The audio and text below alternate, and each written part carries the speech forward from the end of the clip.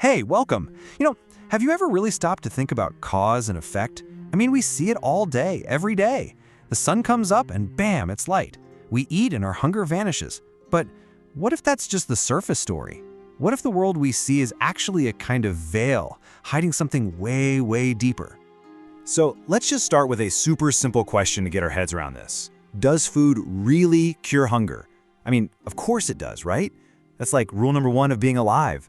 You're hungry, you eat, you feel better. It feels like a straight line from A to B. But is that what's actually going on?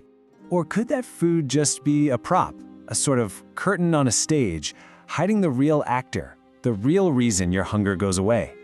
This is the core idea we're digging into today, and it comes from this incredible concept in Islamic philosophy that pretty much flips our whole understanding of reality on its head. To really get this, we've got to talk about a concept called asbab.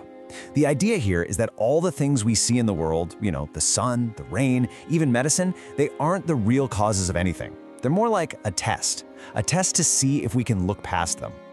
So what exactly are asbab?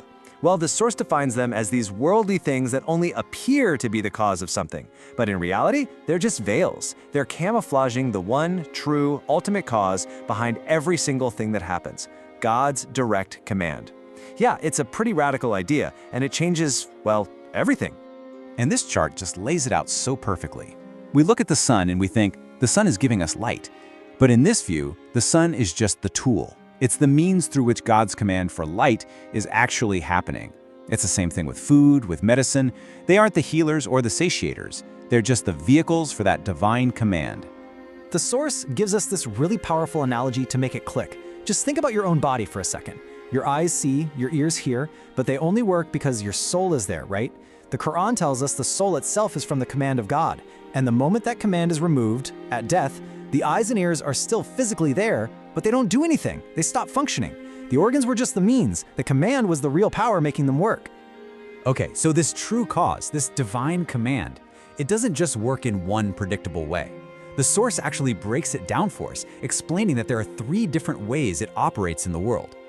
This is so fascinating. Most of the time, I'm talking like 99.9% of the time, God operates through the means. Fire burns wood. The laws of nature that we observe just work. But then, sometimes, he operates without the means. Like when Maryam received fruit that was completely out of season with no possible earthly explanation.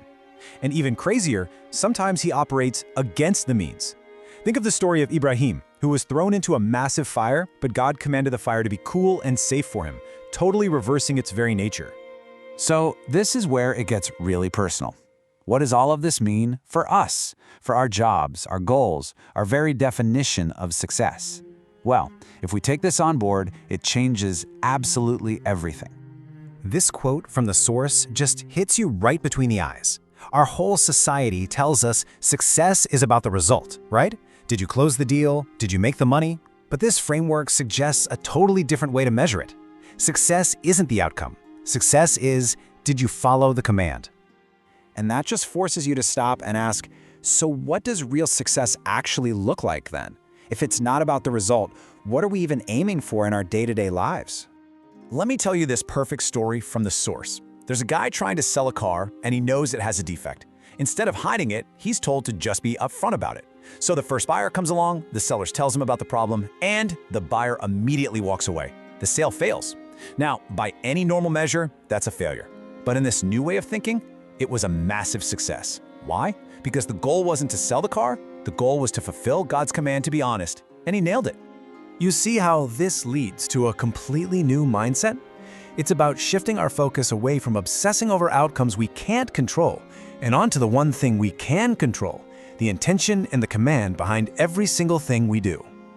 This right here is the core takeaway: being command-oriented, not results-oriented. What that means is you are a success the second you do the right thing for the right reason. It doesn't matter what happens next. Think about how much stress and anxiety that removes from your life. And look at how this reframes the most basic parts of our day. Most people would say, I'm eating because I'm hungry. But a command-oriented person thinks, I'm eating because this is a command from God.